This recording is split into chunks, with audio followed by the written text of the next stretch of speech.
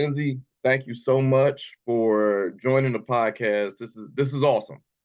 Um, I I have been listening to your stuff in preparation for this, as well as watching the video of Save Me.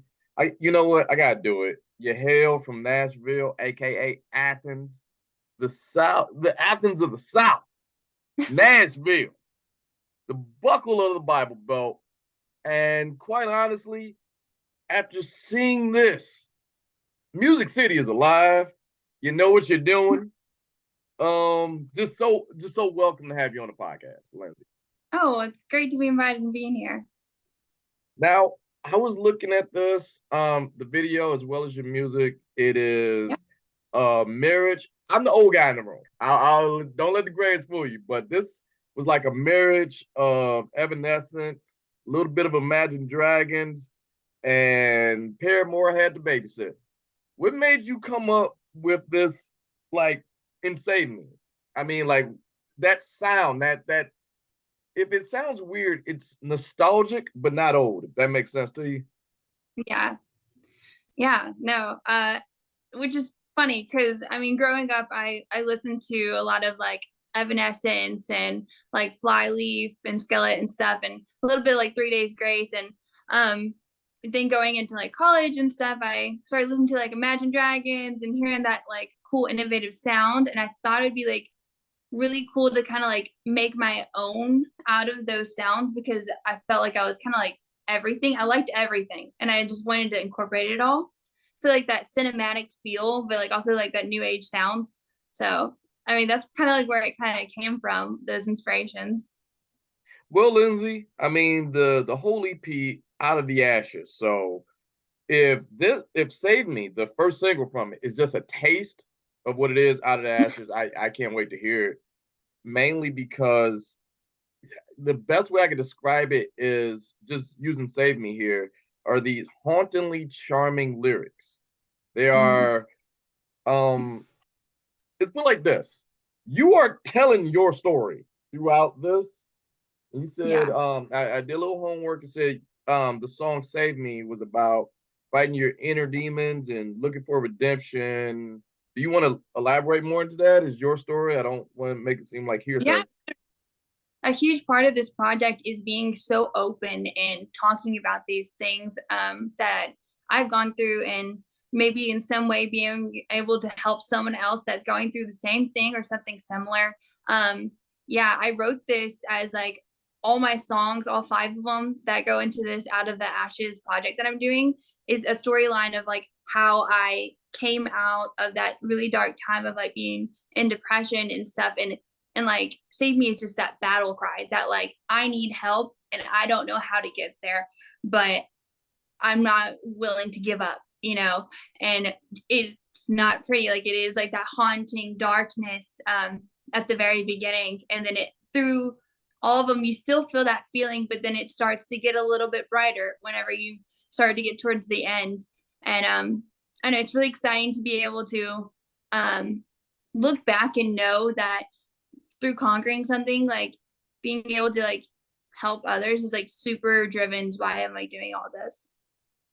Now I'm curious. Have people reached out to you to say like, "Hey, I was going through something similar. I was going through," have they? Just and you helped Yeah, me. no, I have. I People have come to me and they're like, hey, like I've struggled with like whether it's like domestic abuse or like drugs or whatever it may be. They're like I feel like I can see myself in this, and it's really encouraging. So it's such an amazing thing to be able to like influence something like that and like give someone hope, which why I do this. One of the things I was thinking about right before this interview is that I don't know how to put it, and you're the artist. You tell me at any given time I'm wrong about anything. You just tell me. But No, you're fine. I was saying like I was thinking about it. Save Me in many ways, Lindsey, is such a gamble. Mainly because you're an artist, you're super sensitive about your works, and that's every artist ever. But at the same time, you're picking and making a song at your most vulnerable. So in a Mhm. weird way, if this don't hit, it's not a song that isn't hitting. It's like we're not ready for you. Is that okay to put that level of pressure on yourself, or do you see it as pressure, or did I just open up something that you didn't even think of? No, no, no. I don't know. I think one thing before I released anything, I wanted to have that mindset of either this is going to be caught on super quick or it won't, or whatever it may be. I've always said whether it's like 5, 10,000 people that it helps, it sees it, whatever. Like if I can just help one person, that's kind of the only thing that matters to me. And like through sharing my story. So that pressure, I could see like how that would feel, especially this is my very first like single I've put out. But I think I very much I managed that. So I don't feel the pressure when it comes to that. I'm Okay, excited all right. either way. Because like when you sit back and you talk about super personal versus Yeah. a song, and you're the artist of said song, is like doubly, uh, you're putting yourself out there twice to some degree. Yeah. But like you said, Save Me is the first of a series of 5 singles coming off the EP. All right, Mhm. you already hit us with some super heavy stuff, which sounds great. What are the other themes you want to explore? Is it more themes? Is it? I mean, like you Well, got our attention. yeah, I mean there's I'm not gonna spoil it too much, but it's definitely has similar themes about like things I've gone through in my life and my journey. And not a lot of it's not so bright and pretty, but it just hints on those notes of like going through a struggle, whether it's with like friends, family, relationships, internally, like all those journeys of like being in it, getting out of it, and like overcoming that and learning from the past and making sure that like it doesn't hinder your future. Like you are not that person anymore, and you have learned from your mistakes or maybe misguided paths that you've taken. Okay. So Now, like one thing I do want to talk about a little bit more about Save Me is the video itself, which has like super powerful themes: haunted house, demons, setting the house on fire, mhm. a lot of toxic symbolism, like inner struggles of everything we just talked about. Now, I'm curious. I just I'm thankful Yeah. for your success and everything like that. But have friends or family come in? Yo, that was going on the whole time. Am I in the house? Am I in the house? Like, did someone like come to you and just like, is that about me? Yeah. Really? That's fun. um yeah, I mean I pretty much floated this under the radar a good bit, like friends and family. Like I was like, you'll see it, and like they kind of didn't know anything like to expect and stuff. And not yet. No one's ever asked me like, is this about me? And like a lot of times, like these rooms are more about internal things rather than like than certain people, I think. But no, it's been fun to see the reaction because it's very much surprise. Yeah, because I'm not I don't I hope no one would take your inner struggle and make it about them. But there is, I mean, like you said, surprises, and quite honestly, I would have questions. If we were just hanging out 2 days ago, and then we see this video. All right, this, it looks nice, but yeah, I got a few questions. Yeah.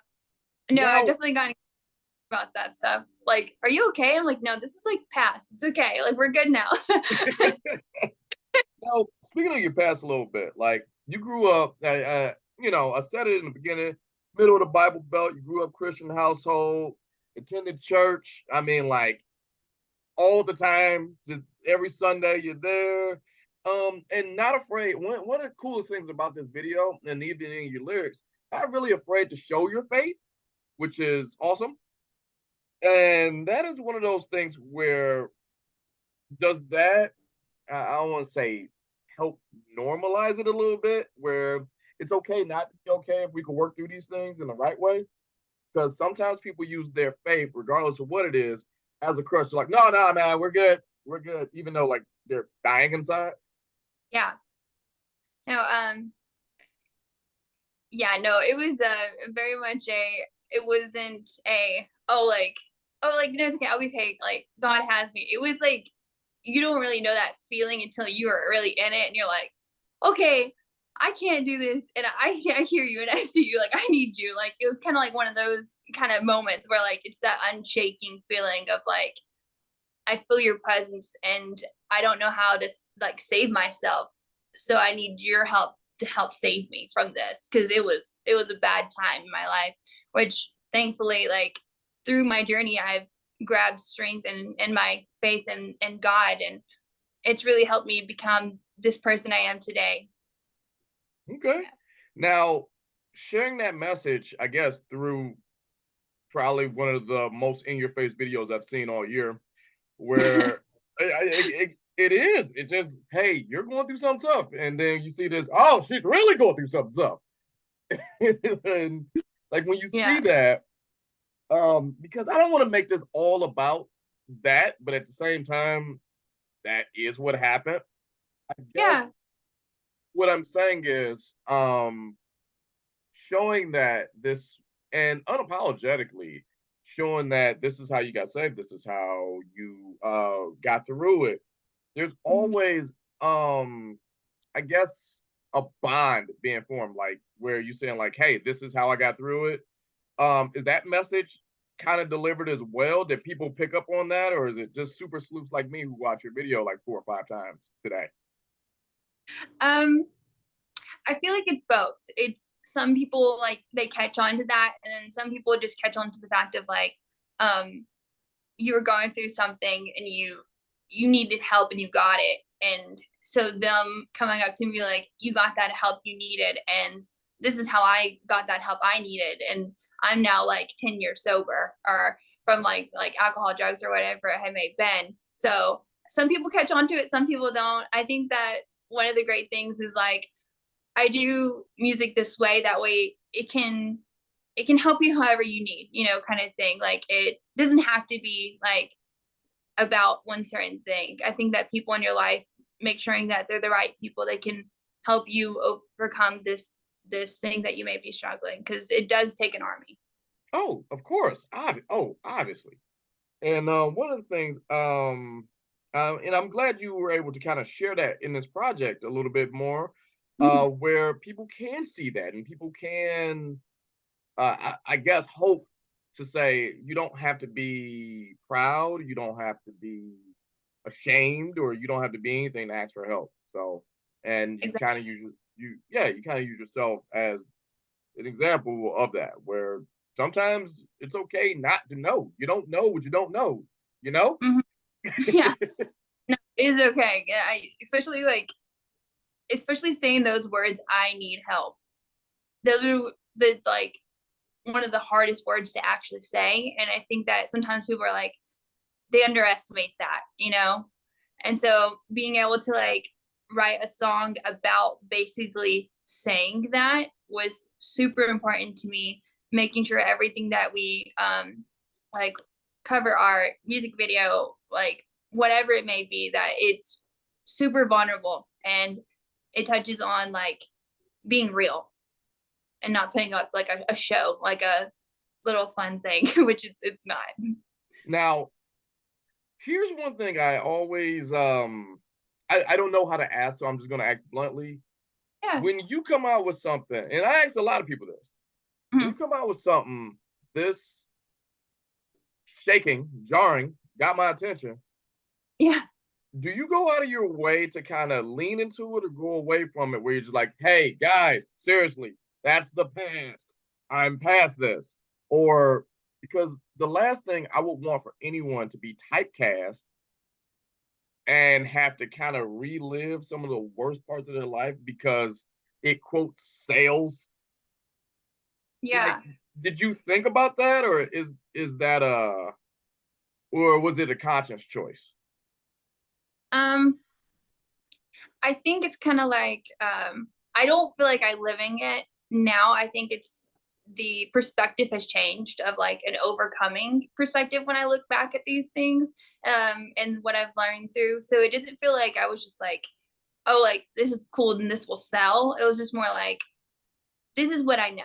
And Okay. what you write is like what you know. And like a lot of this started from me writing poems in my journal. And I was like, okay, I overcame something. I feel like I could use this in order to help someone else rather than like, this would sell. Like, this is like popular kind of thing. Right.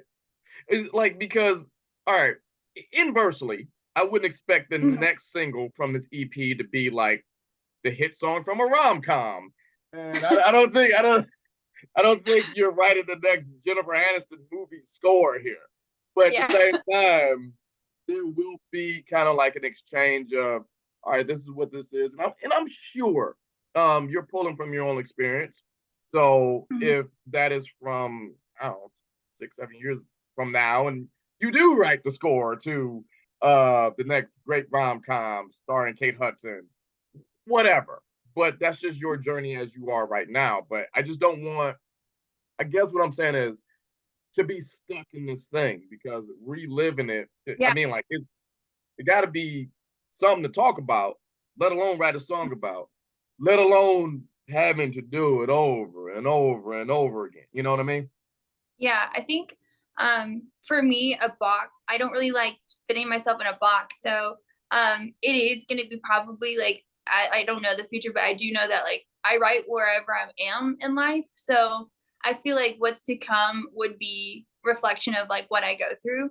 Um, like how I don't know what's going to be happening in like a month or two. You know, I don't know if it's going to be darker or lighter, or however it may be. But um, I do know that when it comes to certain things, I'm really excited because I found kind of like my sound, in which makes me really inspired by. I'm glad. I'm glad. Sometimes it takes artists quite some time to find their sound, but that actually leads to my next question. How's the creative process been while constructing the Out of the Ashes EP? Yeah, it's been really exciting because, like I said, like most of this started from like poems in my journal, and then kind of like I didn't know any instruments to begin with, so I was just like humming these melodies, you know, and then taking it to some of my teammates, and I just like helping like kind of like create this sound, and being in the studio, like considering this is like my first song the first one out of all the songs I did. Being from like a small town where like no one really did music, being in like a studio is just an insane experience, which is just something that I'll always remember. And it's really exciting to be around people that are super creative and like believe in a project like this, because this is something super important to me. So whenever you find teammates that are like, I believe in this, let's like lift this. And like I am excited about this too. Okay, your excitement is transferable because your excitement got me excited. So it did. Now I'm curious, what would you want someone to take from this EP if they had to, I don't know, write a book report about it? What do you want the listener to take from this EP? Yeah. Um, I think what I would probably think that like the number one thing that I just always think about when it comes to this project Out of the Ashes, I think hope, and just like overcoming and redemption over the things that you may think that whole have like a whole like grip on you, because you can break those chains. So, Okay, okay. Now I have to ask, this always okay. sounds like a hacky question, but it is kind of like super important. But what's next? What's up? What's on the horizon for Lindsey? Yeah. Right now just kind of like making things kind of come to life, and play some live shows coming up, and we've been we're building like sets and like building up like concepts to make this feel like an experience and something super special. So that's kind of what's to come right now.